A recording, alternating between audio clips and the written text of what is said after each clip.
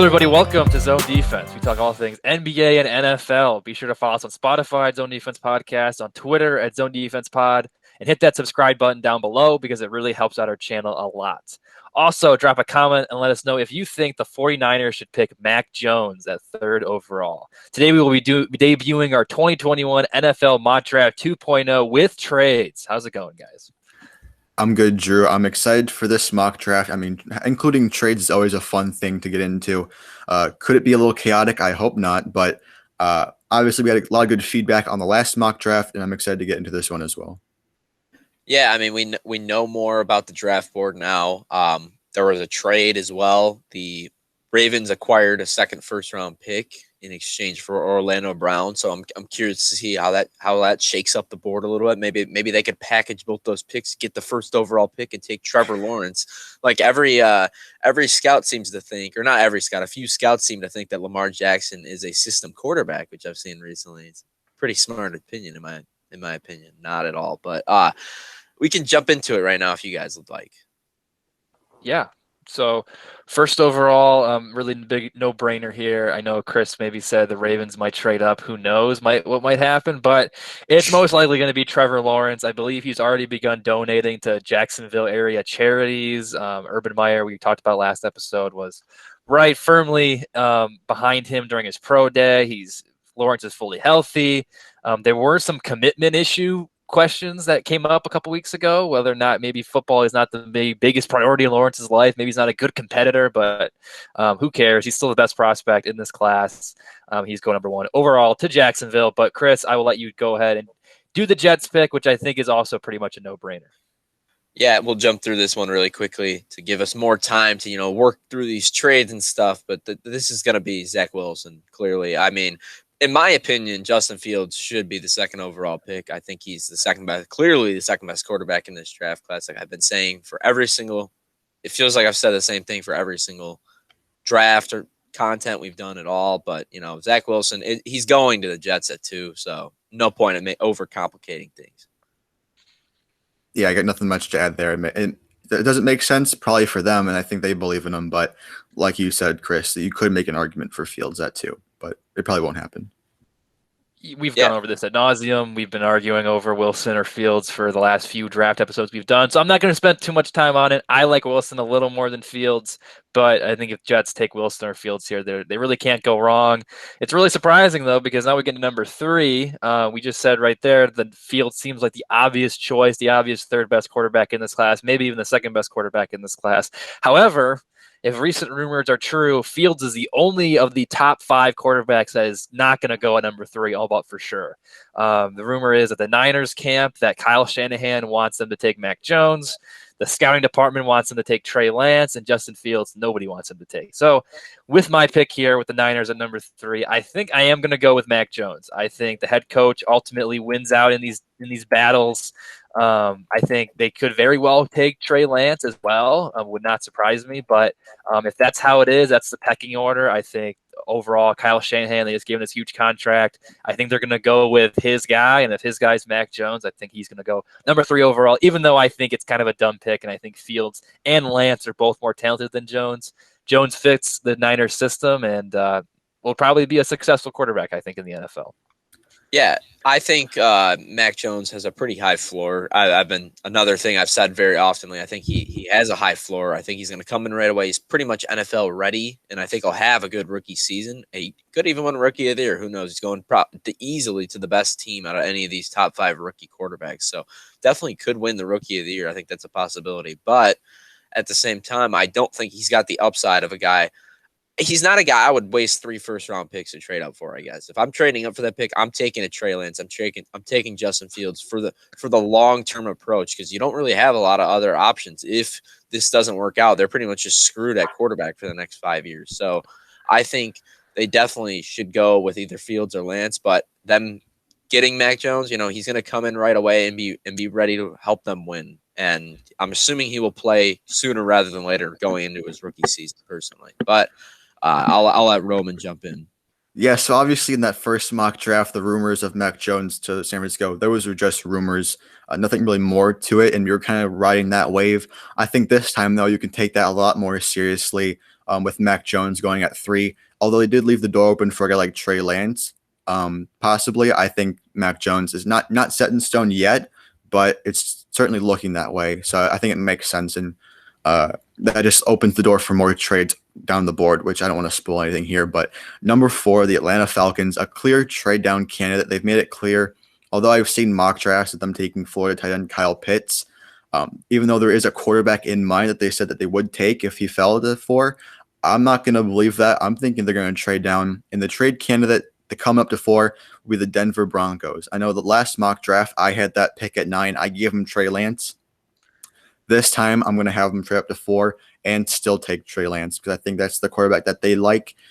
Could it be Fields? Yes, it could. Could it be a different team trading up to 4? Probably. But I think it's a lot more interesting to do this trade. I think Fields has been slipping down the boards for all the teams, leaving some opportunities for other teams that we kind of see rumored wanting to get Fields, which might happen now since he didn't go at 4. I think that it just leaves it open for more possibilities of trades to happen. Yeah, I definitely like this move for the Broncos. I mean, I know you got him at 9 in our last draft. He's not going to fall to 9. There's no way. I'm not even sure how he did in our mock draft. Someone will trade up to take him around this range, maybe a little bit later. But I really like this move for the Broncos. I think Lance to the Broncos makes a lot of sense because, Drew Lock, I mean, there's still a chance he succeeds, but having Trey Lance as a really high upside backup for part of this year. I'm sure he probably won't back him up for very long because Drew Lock stinks, but I guess they still think he has some talent. So, it won't be long before Lance gets a starting job in this situation, and he's got all those weapons at his disposal. I think Lance could be another guy that could be, over Trevor Lawrence, over Zach Wilson or Justin Fields, go under the radar a little bit and win Rookie of the Year. I think it's very possible, kind of similarly to the Herbert situation last year. I think he could. He's in a situation with a lot of good weapons, a pretty good defense. I think if he gets that starting job early in the year, he could really make an impact year 1. Yeah, I don't know if he'd be like a Rookie of the Year because it seems like he's more of a developmental project, but I do really like the pick. And even if he can't start till like midway through the year, I think the Broncos, they've been just a revolving door of quarterbacks, which is, I think, exactly what I said last week or last draft we did when you took Lance later in the draft. But I'm with Chris. I don't think he's going to drop that far. I think the Broncos are going to have to trade up if he's their guy. But it does seem that that's like he's maybe even past Fields because, as like we said before, it seems like the Patriots like Lance, the Niners like Lance. They don't go with Mac Jones. So it's really weird because Fields seemed like he was the clear-cut number 2 guy, and now he might be the 5th quarterback off the board. It's pretty nuts. But overall, I really like the pick, Roman. Yeah, I definitely agree with that. So I have the Bengals pick here. To me, this is pretty much a no-brainer pick. Penei Sewell, offensive tackle for Oregon, is the clear selection here at 5. I don't even think Jamar Chase should be even considered here. They need to protect Burrow. His knee got his knee blown out last year basically because that offensive line really sucked. But getting a guy like Sewell is an instant. It instantly probably makes them an average offensive line. And this is going to give Joe Mixon running room. This is going to allow the receivers, good receiving core, more time to get open, and it's going to make Burrow a lot better. So I think getting Sewell, a generational talent here at offensive tackle, I think makes a ton of sense for the Cincinnati Bengals, and I think it's smash pick, and I think they're going to end up with him at 5, personally. I don't think he's going to go before that.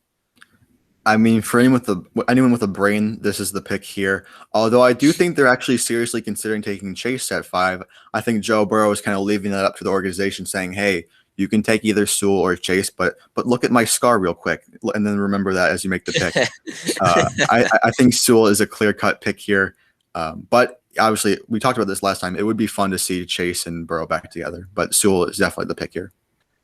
Yeah, that was pretty funny, Roman. Yeah, I think that's what Burrow should say because I think they can still get – it's a deep offensive line class too, but I think it's also a deep receiving class. So yeah.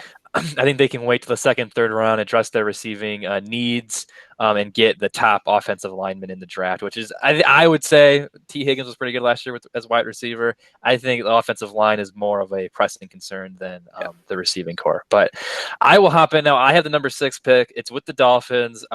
They could go Kyle Pitts. They could go Jamar Chase. If Sewell was still on the board, they could go Penei Sewell. They could go Slater.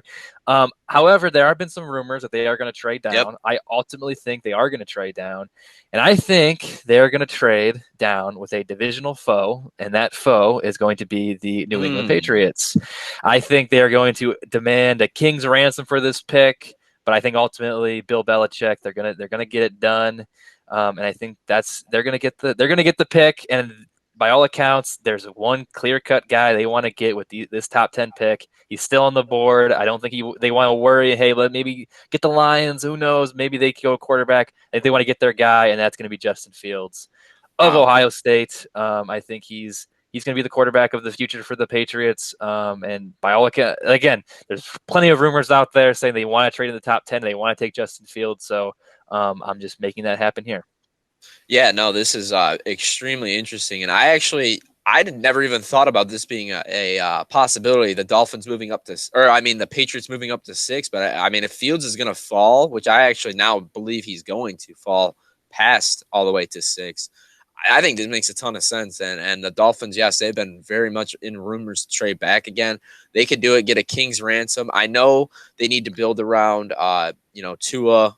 Now, but also at the same time, if they're can demand a king's ransom, like you said, and move back 9 spots, still, probably get a pretty high level player, maybe get a 2nd round pick this year, maybe get another 1st round pick next season.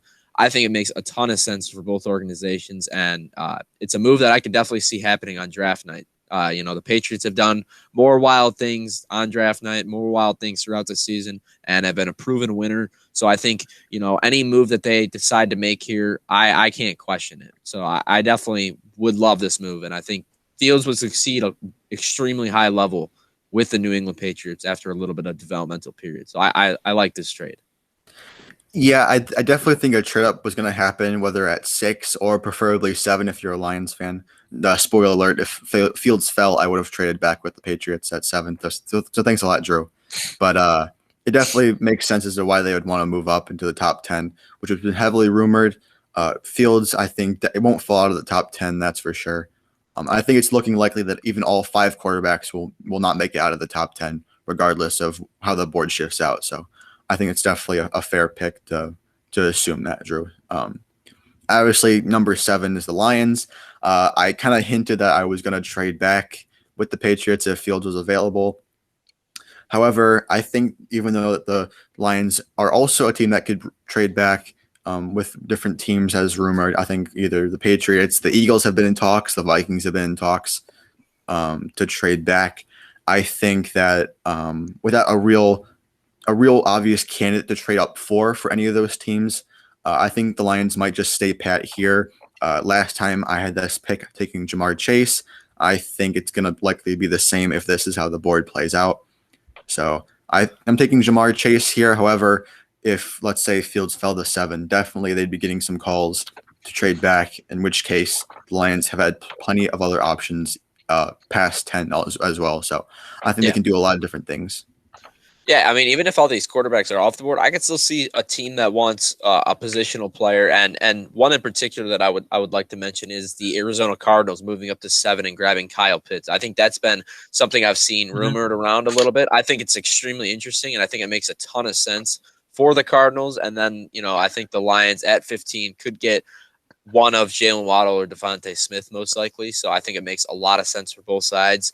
But in this case, Lions kind of just fell into their lap taking Jamar Chase, which is I honestly would be okay with if this happens during the draft, because he is clearly, in my opinion, the best receiver in this class and is potentially a generational talent for sure. I mean, this is a guy that outperformed Justin Jefferson while both of them were, playing at a high level with Joe Burrow. So I think, and obviously Justin Jefferson was awesome last season. So, Jamar Chase could have a similar impact. I mean, I know he's playing for the Lions, and Jared Goff probably will airmail him on 75 passes this year. But on the 50 that he does hit, Jamar Chase could probably do something special with. So I'm definitely, if they get Jamar Chase, I will be pretty excited because I really like him, and I think he's a generational level talent.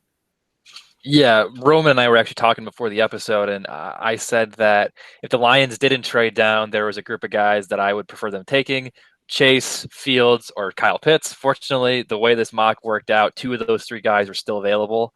And I think even though we already have a tight end, TJ Hawkinson, Kyle Pitts is just such a generational talent. I think taking him at 7 is still okay because he's not a traditional tight end, but getting Jamar Chase too is also a really nice move. I think, dare I say, could it be an upgrade over Kenny Golladay? I don't know. Maybe eventually. I think it would. Eventually, yes, he will be. Yeah, because I think his upside is definitely going to be higher than Kenny G's. But yeah, great pick. I would prefer them to trade down, but if this works out and we get Chase, I'd be fine with that too. So good pick, Roman. Definitely, I couldn't agree more. So I have the Panthers pick here, and I think, again, another organization that has got to be thrilled on draft day having this guy stay on the board this long. And I'm going to take Kyle Pitts here at the number 8 spot. I think this is, to me, a smash pick. I know they need offensive linemen, but they've had 0 tight end production since Greg Olson's corpse finally left a few years ago. They've had absolutely 0 production with Ian Thomas and Chris Manhertz. Neither one of those guys has stepped into any sort of impressive role. And I think the Panthers getting Kyle Pitts, I know they need a quarterback too. There's obviously no options available. So Kyle Pitts building around Sam Darnold. If Sam Darnold can't succeed this year, he's not going to succeed in any offense. He's got one of the best offensive coordinators in the league, a collection of really good weapons with a really good receiving core, the best running back in the NFL, and already, in my opinion, day one, a top 5 tight end in the NFL. So I think if he can't succeed with that, there's no shot he will ever be anything in the NFL. So I think getting Pitts here makes a ton of sense. And then, you can go after the quarterback next year because they'll clearly be bad if Sam Darnold isn't good this year. So I think that would make a ton of sense. Yeah, I got nothing much to add. The best player on the board by a long shot. I know last time we had this draft. Who'd you take last time? I think it was it an offensive tackle? I believe it was an offensive lineman of some sort. It could have been Surtain as well. That was also a possibility. They like a few corners in this draft. So if Pitts wasn't available, I think corner could be a good spot for them. But ultimately, when Pitts is on the board, you take him. Right. I couldn't agree more. All right. Let's. Who's got the number 9 pick here with the Atlanta Falcons? So I have the number 9 pick, and if I'm the Atlanta Falcons right now, I am just throwing my tables and losing my mind because we traded down and we were so close to still getting the guy we'd have taken at 4 in Kyle Pitts, but unfortunately our divisional foe, the Carolina Panthers, took him. So now we're kind of scrambling, trying to figure out what to do. So their defense was awful last year. I think they need some help with defense. The best corner available is still there. Receiving core, there are some rumors out there that they might trade Julio Jones, so they could go Jalen Waller or Devonta Smith. They could address their offensive line. Ultimately, I think they're going to go defense if this is how it shakes out, and I think they're going to take Patrick Surtain, which I believe is, I think I had the Panthers pick last mock we did, and I took Surtain with the Panthers pick. So I'm going to do the same thing, just one spot lower with the Falcons trading down in this the Broncos pick. So I'm going Patrick Surtain the second.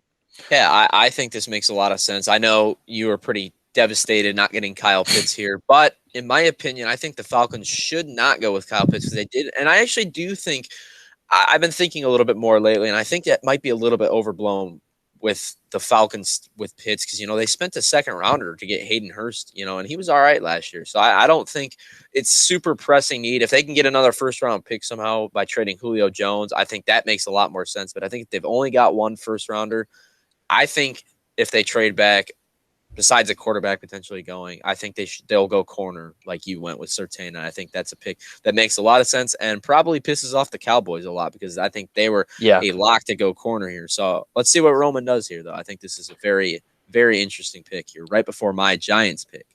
Oh, yeah. There's definitely rumors that the Cowboys like the top cornerbacks in this class. And if you look at the next couple of teams behind them, I don't think they could be in the cornerback market. They might not, but they have other pressing needs besides that. I'm actually going to do a trade down. A team that was heavily rumored to trade up is the Los Angeles Chargers. I'll have them going up to 10, taking Rashawn Slater, the best offensive tackle on the board. There are rumors that they might trade up into the top 10 for a guy like Sewell. But if Slater is still there at 10, I think it makes perfect sense. And I think they're going to get a guy to protect Justin Herbert. Yeah, that's I was gonna do the same thing with the Giants pick because we actually saw that being a rumor potentially, but it's definitely a smart idea for the Chargers because if the Giants stay at 11, I think offensive tackle is definitely on the within the realm of possibilities for them, and this is a pick that you wouldn't want to risk. Even the Eagles potentially with their really banged up offensive line the last couple of years, if one of those offensive linemen fall, I could see them even going with them. So I think for the Chargers to move up to 10, 11, maybe even like pick 9, something like that, I think would make a lot of sense if they want to go offensive line, which I think they definitely should. So I like the move here a lot. I'll just interject and say, although there are the rumors that we kind of talked about before the show that the Giants were the ones trading down for the Chargers, I think with the Cowboys and who they had off the board, they were taken. I think that they have the leverage to trade down because I think their player that they want would still be available. And if Surtain was available, they'd probably stay put. But since he's gone, I feel like they're going to trade down. Yeah, definitely makes a lot of sense for sure. So I am pivoting a little bit here with the Giants pick. Um, you know, Obviously, I think they have a lot of options here at 11, and this is starting to become a thing that I've seen a lot more often. In my opinion, the Giants are a team without they're in the top 10. They're not a superstar team or anything, but I don't think they have a lot of really pressing needs. I think their defense is pretty good. They address the receiving room a little bit. Even the offensive line, I think it improved a little bit as the year went on. And Slater obviously is off the board now. I'm going to go with Devonta Smith here at 11. I think I've been seeing this mocked often lately, and I think it actually makes a lot of sense because, Sterling Shepard's decent. Golden Tate's gone. Slayton's all right too, but putting him across from Kenny G, letting him develop, I think makes a ton of sense for the Giants. I think they need to build around Daniel Jones if he's actually the guy. They need to figure it out within the next couple of years. So I think Devonta Smith here at 11 would be a very good pick for the Giants. They could also go with Waddle, but I decided to go with Devonta Smith here. I think he fits the bill a little bit more.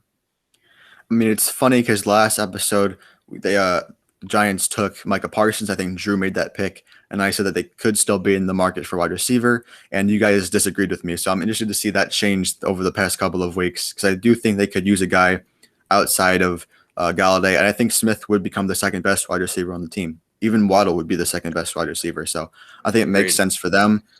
They have defensive holes, sure, and Parsons could make sense here as well, but I think wide receiver is the best option. I mean, to be fair, Roman, I still do disagree. I still would have probably went Micah Parsons. I understand the reasoning behind getting a receiver. I think it makes sense, especially if a guy like Devonta Smith is still available.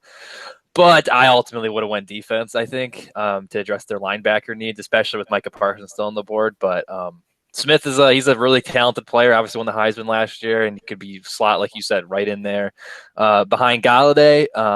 So I think whether they go Smith or they go Parsons, I think it's a win-win for the Giants. I will hop in now to my Eagles pick here. I'm at number 12. And I think, honestly, unless maybe you guys disagree, but I think they would be debating between the two guys that are currently the top on the board right here on the screen between Jalen Waddle and J.C. Horn. Either address their cornerback needs or address their receiving needs. I think I'm going to go Jalen Waddle just because he's super talented. Him and Smith are pretty close together. And I think getting a guy like Jalen Waddle, he could be the clear, him and Rager, paired up there with Jalen Hurts, who's still, even though he's not the starter yet, they haven't announced him as a starter. So, I think Jalen Waddle, Jalen Rager, that gives them there's lots of Jalen's going on in Philadelphia. Jalen Waddle, Jalen Rager, Jalen Hurts. So lots of Jalen's in Philadelphia, but I think it would be a good pick there. But I think J.C. Horn, too, if they go there at number 12 as well, I think that could be a nice pick for them, too. But Jalen Waddle is the pick at number 12. Yeah, interesting to see the Alabama receivers go back-to-back here. But I think for the Eagles, I think they should definitely go wide receiver at this pick. I know, corner could be an issue, but they got Darius Slay. He's a very good number one corner. So it's not a pressing need. Maybe they can go corner in the second round would be, maybe a better move to go. But I think Waddle here at 12 makes a whole lot of sense for them. And I think it's a move that they should definitely make for sure. So I like the pick a lot. Yeah, I have nothing much to add here, and it's good actually for the Cowboys. This is exactly how I turned out this trade down being. They could get J.C. Horn at 10, but instead they wait to 13 and they get their corner because I think they are debating between Surtain and Horn, and since Surtain wasn't available, they trade back and they still get Horn. I think it's a perfect scenario for them. They've been rumored to maybe trade up for like Kyle Pitts, but I don't think that would happen. So I think getting their guy, even in a trade down, is the best case scenario for him.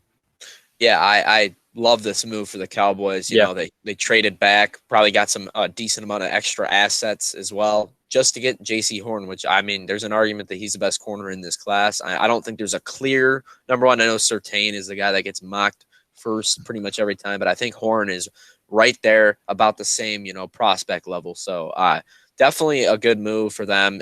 The draft board worked out in their favor, unlike, the Falcons pick, maybe, as Drew was kind of hinting at with Pitts going right before. I think that one worked out as well, but, this one definitely black and white worked out for the Cowboys. Yeah, I think the Cowboys would probably prefer to have Pitts or Surtain rather than Horn. But if you get Horn plus additional assets, either in this draft or future assets, whatever, I think they would take that too over maybe even either Pitts or Surtain. So yeah, great move by the Cowboys in our theoretical mock here, and I'm interested to see who you take, Chris, with the Vikings pick. Yeah, I think the Vikings. There's a few different directions that they can go. I think, they need some offensive line help here. I also think their defense is struggling, but they've spent some money on the defense here. I'm going to go with Christian Darrisaw here. I don't know if it's, maybe the most popular pick, but I think they really need to build their offensive line up. They've lost some names over the last couple of years. So I think it makes sense. It's kind of a weird spot. I could see them potentially trading down because maybe they didn't get exactly what they wanted, but I don't really know what the Vikings should do with this pick. So I'm gonna build the trenches because I think that's definitely something that I could see them doing here. It seems like every draft the Vikings do something with their offensive line in the first 2 rounds. I think this is just a good example of that. Last time they took Jalen Phillips, I think that was courtesy of Drew. That still makes sense, but I think Darrisaw, best offensive tackle on the board, and I think you got to value those offensive tackles a little bit more than the edge guys who we kind of saw fall last draft as well. Yeah. I think I would have went defense with Minnesota, but Darrisaw is a good pick because if I'm Miami, I'm very irritated right now because I could have still got a top 3 offensive lineman in Darrisaw with my 15th pick and still traded down, and now I just missed out on him again. However, I think with this 15th pick that I traded with, this is the former Patriots pick, I think we're still going to go offensive line here because a lot of the best players are defense. Miami's invested a lot of money in their defense recently. There are some solid receivers, but I think it's a little bit high to take some of those receivers, at least in my opinion. So I think we're going to go Elijah Vera Tucker. I have seen some mocks where Tucker ends up with the Dolphins, either with this theoretically they trade down or they have a pick here coming up very shortly at number 18. So I have seen Vera Tucker mocked to the Dolphins in a few different things. I think it makes sense. I think they need to address their offensive line a little bit, and getting a guy, Darrisaw would have been great, but getting a guy like Elijah Vera Tucker is a solid move as well. Yeah, I definitely agree with that. I think Vera Tucker could have honestly went at 14 potentially if, the Vikings wanted to build at the guard position as well. But I think it makes a lot of sense to get the guy that you think, is their most pressing need here at 15. Because they got like you said, they got a pick here coming up very, very, very shortly. So I think, that pick, there's so many defenders on the board right now. They're pretty much automatically going to get one of these guys. So I think that if you were to go defense with their pick as well, I think that makes a ton of sense here at 15. So I like this move for the Dolphins, trading back, still getting a good offensive lineman, and then they got another pick coming up shortly that I'm excited. I don't know who's got it, but I'm excited to see what they do with it. Yeah, and if I'm the Cardinals, I'm a little excited right now because I thought this player would be the guy at 15. But I'm going to take him at 16. It's Micah Parsons. And although they did take Isaiah Simmons last year, they did lose Hassan Reddick. I mean, their defense is still in the works. They lost Patrick Peterson. They could have attacked the corner position as well. Last time they got J.C. Horn, although they could have had Waddle as he fell down the board. But I think this is an ideal scenario for the Cardinals, and I'm sure they're taking calls at 16. But I think they're going to stick to where they are and take the guy that they believe in the most. Yeah, getting Parsons here, I think, is awesome for the Cardinals, a team with, their defense has struggled for a very long time. They've got the offensive weapons they needed. They've got some firepower on that end. All the good offensive linemen are gone to, which is, a position I think is underratedly. I could see if one of those guys falls to 16, maybe they could even trade up for one of them because, you got to protect Kyler as well. But getting the best player available in Micah Parsons, the best defensive player, clearly. Maybe the best defensive player in this draft class. Makes a ton of sense here at 16, and it's a very good pick, in my opinion. An A-plus move for the Cardinals. Yeah, they could go receiver, but if Parsons is still there at 16, I think it's a no-brainer pick.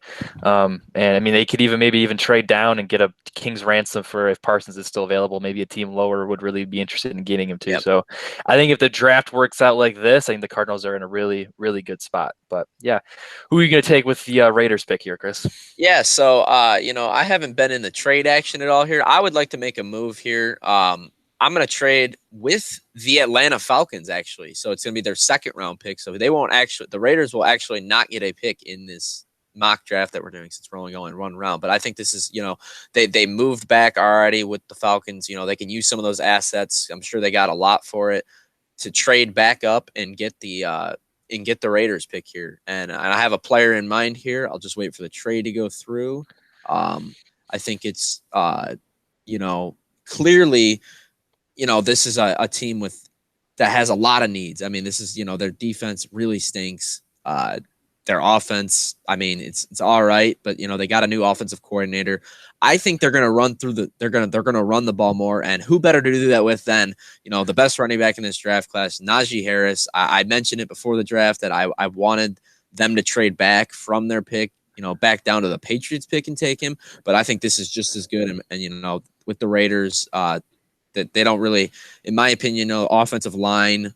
They need an offensive lineman back because they just basically sold off their whole entire offensive line, and none of them were here pretty much. So I think it makes sense for them to trade back, gather some more assets, and use a couple second rounders on. There's still some good offensive linemen, but just not here at 17, I guess. So I think Najee Harris, there's some teams that are going to start being interested in him. The Dolphins at 18, the Jets at 23, even the Steelers at 24 have all been rumored to potentially take him. I think it makes a lot of sense for the Falcons to move up to 17 and grab their guy who could, maybe be the Derrick Henry for Arthur Smith for sure, because he's got that kind of skill set where he can run some people over for sure, and he's kind of a monster. But I like this move. And I know you don't have Julio Jones in this trade, but I mean, if they want to dish him away for a first rounder, this could also be a move that they could include him in. The Raiders, who lost a wide receiver or two this offseason. So it's definitely interesting. I think, the 18 is probably the earliest Najee can go with Miami as well. The next team that could probably take him are the Jets and Steelers. So it's good that you got ahead of both of them and made this pick. Although they could have made some defensive additions as well, maybe at edge or other positions. I think that's a good pick for them because they have really no one on their roster, and they haven't brought back Todd Gurley yet, if that's what they wanted to do. Yeah, and they shouldn't do that because he sucks. Sorry. Yeah, I like the move overall, though. I was wondering how you were going to find a way to still take Najee Harris in this draft, and I know that's your guy, so I think it works out here for you and also for the Falcons. And the Dolphins, I mean, I'm here at 18, and I still got a lot of options. There's still a really good linebacker in Jeremiah Owusu-Koroma, however you say his last name. He's still on the board. You got Kwity Paye. But again, I think the Dolphins have a really solid defense. I don't think they need to address too much there. And I think they can maybe address those needs later in the draft. Travis Etienne is staring right there. They could use a running back. The Dolphins could. But overall, I think the more pressing need is wide receiver, and I think Rashad Bateman's still sitting here, and I think we got to take him. Now, so we address. I'm saying the Dolphins. We trade down, we get more future assets. Plus, we address offensive line and wide receiver in the first round. I think Miami, it's a win here. And yeah, I know they got Will Fuller, but I mean, I don't. He's injury prone, and I think they should still address that issue. And I think hopefully they do that here with Rashad Bateman. Yeah, no, I definitely agree with you here. I'm kind of pissed you took him because this was clearly going to be my Bears pick at 20. I think Bateman, if they can get him at 20, makes a ton of sense. Maybe they even need to trade up for him if we see teams like the Dolphins, stealing this pick early on. But I think Bateman's an awesome player. I'm a huge fan of him. So the Dolphins, their receiving core maybe isn't the biggest weakness, but they got a ton of draft picks in this draft. I don't think there's plenty of good defensive players that they can snag in the second round. I think getting one of the better players on the board and one of my favorite receivers in this class at 18 is a home run pick. And I think he could have a similar to Justin Jefferson impact last year. I think he's one of those players that comes in NFL ready versus being a guy that, needs to develop a little bit. There's a lot of, red flags. I think Bateman is a safe good pick here at 18. Yeah, I got nothing much to add here. I think it makes sense. Last draft, I had I had the Titans taking him at 22, but you can definitely see him go as early as 18 as well, similar to Najee. So next up, Washington football team. A little boring. I think they're going to stay put. They pretty much have all the pieces together. I'm thinking about two players, Tevin Jenkins and Jeremiah Owusu-Koramoah, as Drew cannot pronounce. But it's interesting. I think I'm going to stick with Tevin Jenkins here. Obviously, they don't really have a whole lot of holes. I think their defense is pretty much solid. But I think, bolstering the offensive line help for the future quarterback, because it's not Fitzpatrick. Just getting the next quarterback set and ready to go is probably their priority at this point. Yeah, I would say if they stay at 19, I could definitely see them being a dark horse team to give up a king's ransom to move up and get one of those quarterbacks in the top 10. I think that's very possible and something that they've been extremely quiet on. The Washington football team hasn't been very active during this, draft talk. So I could see them being one of those dark horse team that just comes out of nowhere and makes a move like that. But, getting Tevin Jenkins here, a good offensive lineman, their offensive line kind of stinks. So I think this is a move that makes some sense for sure. So I'm curious to see what they do with this pick, because like you said, they don't have a crazy amount of pressing needs. Sort of a boring pick, but they could leave a lot of room for a wild card move for them to make here at 19 for sure. Yeah, I don't have too much to add. I think they could definitely trade up. I think this is a team, like you said, Chris, not a lot of people are talking about. They don't have a ton of buzz around them, but I think they could definitely address their quarterback needs by trading into the top 10, or even if Mac Jones drops or somebody drops, maybe they move up not as much. I think that could be interesting. But if they stay put at 19, I think addressing the offensive line would be really, really good move there by Washington. Right. So I got the Bears pick here, and the clear pick for me here at 20, if he's there, is Rashad Bateman, but unfortunately he's not there. I don't think they have a lot of pressing defensive needs. So what I'm going to do here is I'm going to reach on Elijah Moore from Ole Miss. He's probably a guy that's going to be he's starting to get a lot of rumors to go into Green Bay at 29, which maybe, I could have moved up and grabbed them, but I got their pick later. I got some ideas with that. So, for Elijah Moore, it's probably one of the earlier you see him going on a mock draft, but the Bears really need a receiver, man. I mean, Allen Robinson, who knows if he's going to be around after this year. And even with him there, this receiving core is still, in my opinion, one of the weaker ones in the league after Allen Robinson. So I think getting a guy like Elijah Moore in the slot, which is, not where Allen Robinson plays on the outside most of the time. So I think Moore is a very good fit for the Bears. And yeah, maybe it is a little bit of a reach, I would say, potentially based on the draft board. I think the Bears really need a receiver, and they need to draft based on their needs. So I think Moore giving an extra weapon for Andy Dalton makes a lot of sense here at 20. No, yeah, I completely agree. I think Terrace Marshall, I think I would rank him a little bit above Elijah Moore, but I guess it makes sense for the reasoning that you mentioned. Or you could see maybe Caleb Farley, because in the replacement of Fuller, who they lost. So yeah. Definitely some options on the board for them. Or even like Greg Newsome too, if they want to address their quarterback needs. Rondale Moore, another option out of Purdue, he could be an option there for their needs. But yeah, I think Elijah, I think it's a bit of a reach because I think he was our 32nd overall pick in our first mock draft going to the Tampa Bay. So I think I would have maybe taken Marshall or the other Moore above him, but still, I think it's a good pick. I have the Colts here, and their big need, they could use, I guess, maybe a backup quarterback, but they already have Carson Wentz. They could use a receiver too. We just mentioned Marshall, Moore are on the board still, but they think they really need to address their edge rushing needs. The best edge rusher is still on the board in Kwity Paye, so I think it's a bit of a no-brainer pick here for the Colts. I know their GM kind of was like, hey, maybe they don't need an edge rusher, but I think everything I've seen, they really need to address their edge. And I think Kwity Paye, if he's still on the board here, a lot of mocks have him going in the top 20. If he's there at 21, I think the Colts would be really happy if they get the Michigan alum. Yeah, I like this pick a lot. I think for the Colts, it definitely makes some sense to go edge here. I don't think they have a ton of big-time weaknesses, but I would say the defensive line is pretty much just average for them. I think they've got a decent front four, front seven, but I think they could share it up with a guy like Kwity Paye, who's going to come in and make an instant impact. Unlike, Rashawn Gary didn't really make much of an impact here when he's starting to, find his stride. I think this is the best, year one edge rushing Michigan prospect we've seen in the last at least in the Harbaugh era, I think. So I think Pay makes a lot of sense here at 21 and is a very talented player that will instantly bolster their defensive line. Yeah, I think there was going to be a run at edges at some point. It starts here. I like the pick, especially because you have Pay going first. Not to brag a little bit on Michigan, but there's definitely some guys that we could have argued to go earlier than him. Jalen Phillips, Azeez Ojulari.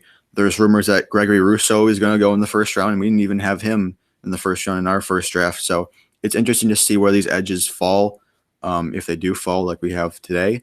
And it's interesting. So pick number 22. Tennessee Titans. I think there's some positions they could have gone. Last time I had Rashad Bateman, he's gone. Fairley's on the board, but he has some injury concerns, and I think there's some other corners that they could target. I'm going to have them trade down with a team that's coming up to get an edge. I'm going to give them to the Baltimore Ravens using one of their first-round picks, preferably 27 if you can squeeze that in. So 27 and a third-rounder if that works. Move them up to 22 for this pick. Let's see if it's accepted. Oh, you declined there, Roman. That's why I'm not a GM. All right, let's try this again. Let's just do easy, yeah. 22 for 27. There we go. Okay. Yeah. And they're going to take Azeez Ojulari, the next best edge in this class. Their second first-round pick, obviously, we kind of know what position they had. They also need. So I'm hoping whoever has that pick actually uses that pick where it's supposed to be used. But they definitely can tackle edge as well as wide receiver since we have the two first-rounders. And I think this is a perfect opportunity for them to move up. Yeah, definitely. I mean, Ojulari is one of the better defensive prospects in this class. Definitely an argument for him to be even over Kwity Paye for sure. He's right there in terms of talent level. I think the Ravens, they've always had a really good pass rush. So shoring that up, I think it is almost a lock that they will use at least a second rounder on an edge, if not one of these first rounders. And you made it clear that you think there's a chance that they move up and grab their guy who's, Ojulari, probably a guy that should be going earlier in this. So it makes sense that a guy like that falls, a super talented, high-level player falls, and they make him pull to go up because it's a very good organization that makes shrewd moves like that. So I like the trade. Yeah, I don't have too much to add. I think if they go Ojulari, if they make this trade and they go Ojulari or Jalen Phillips, I think I'd be firmly behind that if I'm a Ravens fan. So good pick. Yeah, definitely. I couldn't agree more. So I have the Jets pick here. Obviously, the Jets, you could pretty much go any single position on earth, and it would be a need of theirs because they're one of the worst teams in the league. So with their second first-round pick here, I'm going to take a guy that is not on the board. I'm going to go with another edge rusher, and that is Jalen Phillips. I think he isn't going to fall past this point in the actual draft. I know he's ranked 40 on this, but I think he's potentially another guy that makes sense as the best edge rusher in this class. I think I've seen a couple different experts say that he might be even the best player in this class, which I'm obviously not going to go that far, but they said in a couple years, this is going to be looked on as one of the biggest steals in the draft if he goes outside of the first round. So I think the Jets here make a pull, get this guy, let him eat on their defensive line, and I think he's going to be a very good player. So, obviously wasn't on the board, was ranked 40th on this prospect board, but I really like him here going inside the top 32 to the Jets. I think makes a lot of sense. I think last draft we had ETN going here at 23. I think they can move away from running back, maybe focus on that in the second round if Javonte Williams is still available, which he should be. Edge, I like that position as well. Corner, they could also take Caleb Farley, who is still not taken yet. But I think best player available is definitely Phillips. So good job for capitalizing on that. Yeah, and talking about our last draft, I'm pretty sure we had Phillips going like 15th, I think, to the Vikings or 14th. Right. So some really good value there for the Jets if the draft shakes out this way. If I'm the Steelers, I know we had Travis Etienne going to the Jets last time, and I think the Steelers, they lost James Conner to the Cardinals. A lot of question marks there. They could potentially go offensive line. Cosme's still there, but I think Travis Etienne, there's a lot of people. I know, Chris, you love Najee Harris, but a lot of people that think Etienne might be the best running back in this class. I think if he's there at 24, I think they take him. So that's what I'm going here with the Pittsburgh Steelers pick. I think if they're trying to run it back one more time with Big Ben and company, I think Etienne would be a really nice addition to there for that offense. But what do you guys think? Yeah, I mean, obviously, my opinions on. I like drafting, the high level running backs in the first round for a team without a lot of needs. So I think this is a really good pick, in my opinion, for the Steelers, and they should be extreme. If Najee's not on the board, which I still think I think people are on. I just saw a mock where he went 30th to the Bills. I don't think he's going to be on the board for that long. He's way too good of a prospect. I think he goes inside the top, at least the top 24, but I think he goes inside the top 20 personally. But the fact that ETN's here at 24, I think makes a lot of sense for the Steelers, and I think is a very good pick for them. I could see them being another dark horse team that trades up into the top 10 and grabs a quarterback as well. I don't think that's out of the realm of possibilities for the Steelers, and we haven't really talked about it at all. No one's really talking about it at all, but I think it's another good organization that's always one step ahead of a lot of other organizations. So I could absolutely see them moving up to get one of those quarterbacks. If I can just interject real quick, Big Ben's ego, by all accounts, is very, very what's the right word? It's not strong, and it's very sensitive. And Fragile. I think fragile, that's the right word. And I think if they take a top 10 quarterback to back him up, I don't know how he would respond to that. So maybe they'd be in the quarterback market next year or the year after. But yeah, this year I don't really think they're going to. I think that might be why we don't see a ton of rumors around them, because of the fragility of Big Ben's ego. But Roman, I'll let you comment on the pick. Yeah, I mean, it's interesting because I think I've kind of been developed a little bit different of a stance in terms of running backs in the first round. I know last time we kind of talked about if they'll even have one running back in the first round. But it's kind of similar if I can compare it to anything. It's like Josh Jacobs, his rookie year. He was almost guaranteed to go in the first round, and they kept mocking him to the Vegas Raiders every single time, and it ended up happening. So I guess if as much as a lock as Jacobs was to go in the first round, you can definitely make the argument for Najee as well. So I do think Najee will ultimately go in the first round. ETN could be on the fringe, but like in this scenario, I think the Steelers would also be smart to take ETN if Najee was off the board. Yeah, me too, for sure. I mean, I know maybe you guys aren't quite as crazy about taking running backs in the first round as I am, and you think these guys aren't as good, but I think both ETN and Najee are going to go first round, and I think Javonte Williams, there's a chance somebody even takes a shot on him. He's more likely to be a second rounder, but I think there's definitely a chance that he finds his way into the late first round as well. So, with these, it's not a great running back class, but I think the top three are all really good prospects that will make an instant impact.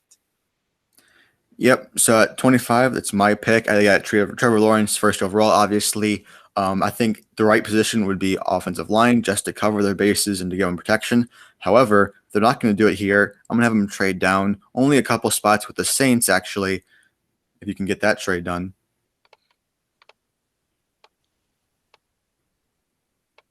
Because obviously there's a position of need that they still have.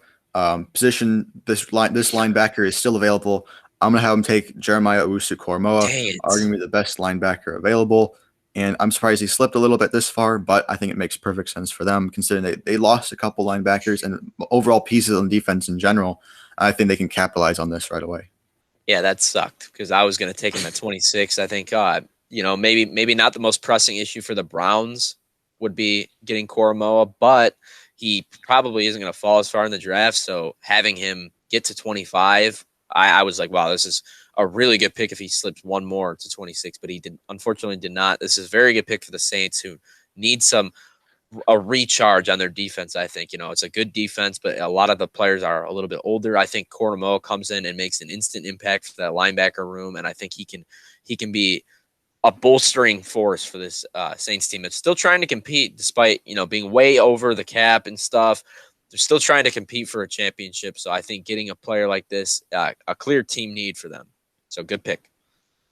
Yeah, I think another guy like Phillips, who we had going in the top 20 in our first mock draft, but just the way this one shook out, Jeremiah dropped, and I think it's a really good value there for the Saints, who are kind of in a really weird spot where, like, who's their quarterback? Are they going to be good? Are they going to be bad? So I think ensuring that their defense is going to be solid with the top 20 talent in Jeremiah is a really, really solid pick for them. Right. Definitely agree with that. So I have the Browns pick here. A lot of trades going right around this spot. So, it kind of worked out that the Browns were able to get a couple of Koramoah and then this other guy are, in my opinion, big-time value picks for a team that doesn't have a ton of holes. So I think they're just going to go best player available and get Christian Barmore from Alabama.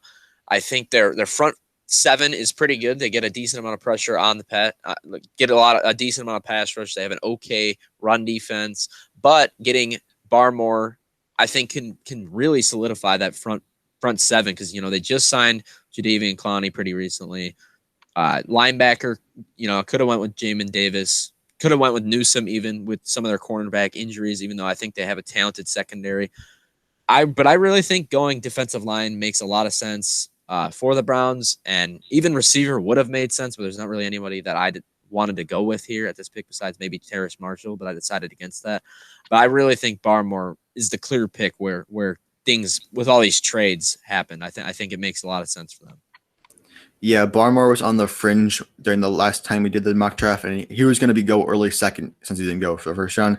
But in this scenario, last time he took his usual Jolari at 26. This time he's gone, so I think Barmore makes sense. And if he didn't go at 26, I definitely could make a case for him with any team further on in this draft. There are some rumors, though, coming out that he's got some commitment issues. He got some attitude issues, that he's, quote, uncoachable. So a little concern there with Barmore, but he is a talented player. So maybe he goes to Cleveland, is able to kind of get it figured out. And I think talent-wise, he's a really good value pick there for the Browns. But I now have the Titans pick. This was previously the Ravens pick in the trade that Roman did earlier. And I think they need a lot of help on defense. Greg Newsome II still on the board. They could use some cornerback help. They could go receiver, but I think Newsome, he went top 20 in our last mock draft. Just the way it shook out again, he dropped a lot. I think the Titans are able to trade down and still get this guy. I think they'd be pretty happy about it. So yeah, I think he's the pick here. I guess you could I know you guys both like Farley maybe a little more than Newsome, but I think Newsome's a little bit better. So that's why I think the Titans are going to go with him if this is how the draft ends up.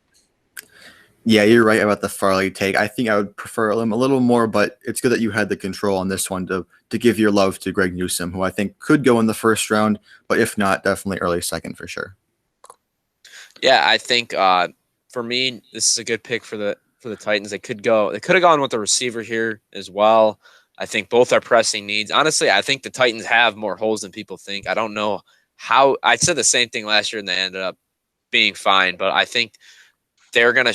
I think they'll probably make the playoffs, but I don't think this is an upper echelon team unless they got to start making some moves, in my opinion, for sure. And they got plenty of holes to fill. So I think trading back, getting some more assets, still getting Newsome, I think was a very good pick for them. Yep, and I'm at 28 with the Jaguars. I think everything worked out for me. I'm at the team. Obviously, our offensive line is still a need, and the guy that I want is still there. He's not currently on this board. I'm going to take Alex Leatherwood out of Alabama. Versatile across the line. Last time we did this draft, I had their second pick going Elijah Vera-Tucker. He is gone. I think Leatherwood is the next best offensive line still available. But you can make a case for Cosme or Dickerson perhaps, but I think Leatherwood fits what they're trying to do. Yeah, I mean, the Jaguars trading back, getting a couple more assets here, and getting Leatherwood at the 28th pick, I think makes some sense for them. They need offensive linemen to bolster around Trevor Lawrence, similarly to what the Bengals need to do. Make sure they protect their assets in their quarterback. So I think getting Leatherwood can be an instant boost to this offensive line. I think it's a good pick here. But I'll let Drew get into it before I get into the Packers pick. Not too much to add. I think it really worked out. Even if Leatherwood or Cosme, there was still some solid offensive line prospects available here at the Jaguars pick. And I think as long as they went there, they were just able to trade down. They got obviously their quarterback of the future and some future protection for him, as well as additional assets. I think it's really, really shrewd move there by Roman, who is currently the GM of the Jags. Yeah, I like the pick a lot. So 29 here at the Green Bay Packers. For me, they're going wide receiver here, and I'm going with Terrace Marshall. I think makes a lot of sense. It's stealing from the Ravens too, as well, which is potentially they could potentially trade back up to get him. But I think at 29, the Packers are. I know they're a dumb organization who won't take a receiver for the lives of them in the first round, but I think they finally caved. They take Terrace Marshall, who I think probably will go earlier than this, most likely. Maybe they'll have to trade up for him in the actual draft. But even if that's the case, I think Rondell or Elijah Moore are a fine pick here at 29s. But getting Marshall, I do agree. I think he is better than Elijah Moore. But I think when I took the Bears pick, I think Elijah Moore fit their scheme a little bit better. And I think as a slot receiver, they really needed something like that. Marshall is one of those outside guys, can take some of the pressure off of Devonta Adams, and then they can let Alan Lazard work in the slot a little bit as well. So I think that's a pretty good trio of receivers. And I think Marshall gives Aaron Rodgers another toy to play with. So I think that's going to be extremely interesting to see if they do end up with a receiver, how it actually impacts this offense if we were right to criticize them for not taking a receiver for so long. Yeah, I think, we talked about this, Chris, last mock draft.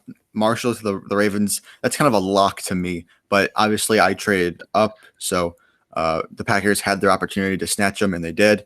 I like that pick. They could have gone Farley because their cornerback's not great outside of Alexander. Yep. But if they want to right a wrong, let's say, they got to take Marshall here. So good pick. Yeah, I like the pick too. Not too much to add. I will go into my Bills pick here. We were talking before the episode. The Bills don't have a ton of needs, so I think they're going to trade out of this pick. They could take some guys, but I'm going to have them trading out, and I'm going to have them trading with the Chicago Bears. That's right. I think the Bears they have two very, I always mess this thing up. The Bears have two very pressing needs, and I think one of those, which is cornerback, one of those is receiver. They addressed their receiver need earlier in the draft, and I think right now they're going to go ahead and address their corner need because there's still a very solid cornerback available. And I think that is, as you guys mentioned, Caleb Farley. You could have made an argument he went with my last pick with Greg Newsome going to the Titans. But I think the Bears could make a move. I think this is a very make or break year for their GM, their coach, their entire front office, everybody around there. So I think they're going to go all in. Their two clear needs were receiver and cornerback. They addressed both of those here in the first round of the NFL draft. Yeah, I like getting Farley here. I think this is a good pick. Good value for the Bears. I know I saw what they had left, just that late second rounder. I think they would have to give up potentially a future first, maybe a future second. I'm not really sure, but that's a pretty big jump to move up from 52 to 30. So I'm curious to see what it would take to actually move up. But if they're able to get this deal done, I think Farley is a very excellent pick here and worth trading up for.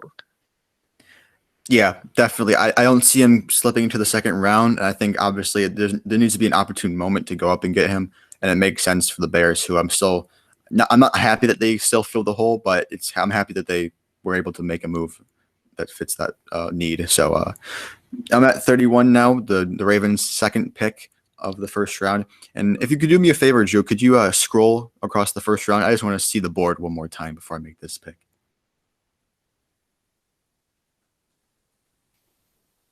All right. I'm good. I'm ready. All right. So we obviously don't see teams make 3 picks in the first round very often. However, 31 it's pretty late, so I think it makes sense. I'm gonna have the Falcons trade up to number 31 because obviously the Ravens like to trade back quite a bit in the past couple of drafts, and they're gonna take the edge that is rumored to make an appearance in this first round, who we have not picked yet. I will give him Gregory Rousseau. Thank you very much. Yeah, I mean, look, man. I mean, I'm all for making this move. To me, it's not realistic because they don't have any draft capital left. I think they're giving up.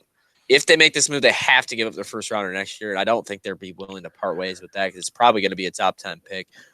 But I guess if they do, I think I can't really argue with the actual pick itself. I think they have so many holes. Just filling any position of need is important for them. So, but I personally don't think this move is realistic at all because they don't have any draft capital left this year, really, after trading up already once to get Najee Harris. But if they did, they'd have to give up that first rounder next year.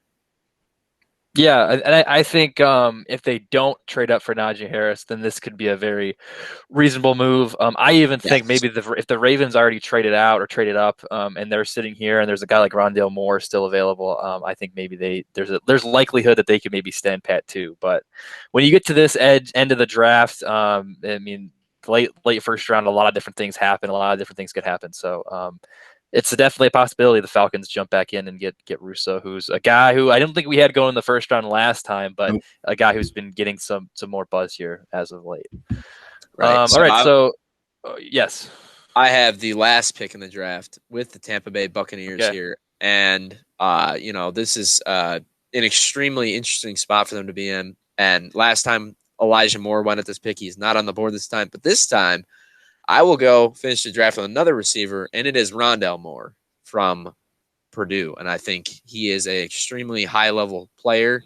And, I think a guy that I really respect his game. I think he would add a lot to their team. I know they already have Chris Godwin who can kind of move him around all over the formation, but Rondale Moore is a clear, awesome slot receiver, and I think Godwin will not be back after this year, so they need a guy for the future as well. So I think Rondale Moore right at the end of the first round makes a lot of sense. I could see a team maybe trading up. I was trying, while you guys were making your picks right before that, I was trying to find a trade partner for them in the second round, but I couldn't really find any clear thing that stood out to me for the Bucs. So I think they'll stay pat, take Rondale Moore here, and finish out the first round of this draft. Yeah, I know last time we were kind of debating between Elijah Moore, Barmore, Rousseau. Obviously, all those guys are off the board. So, yeah, if you still think wide receiver is a good need for him, and if you don't think Rondale Moore is a drop off at all, then this makes perfect sense for them. And I like their positioning going into next season. Yeah, and I believe we had Rondale Moore going 29 to the Packers in our last mock draft too. So in a way, the Buccaneers get some solid value because I think Moore is pretty equal to guys like Elijah Moore, Terrace Marshall. You can even maybe make an argument for Bateman, even though I think Bateman's better than him. So I think it's really good value here for the Bucs. They lost some receivers in the offseason, so they maybe could address the need there for sure. And I think he would flourish in their good offense. I couldn't agree more, man. And I think that he would be a really good weapon for Tom Brady to try to win another Super Bowl. I think could bolster their offense even more past what it already was last year with the extra year of chemistry with all their weapons with Tom Brady, and then adding a guy like Rondale Moore, who's a big-time spark plug for an offense, and you can move him around the formation, do a lot of stuff with him. So I really like this versatile pick. Yeah. So I kind of went through the draft board really quick there as you were talking about that last pick. I'll do it again real quick here. Is there anything else you guys want to talk about? Any picks, any trades that you thought were surprising? Of course, this mock will be 100% correct in just a couple of days here. But did you have anything you wanted to say before we get out of here?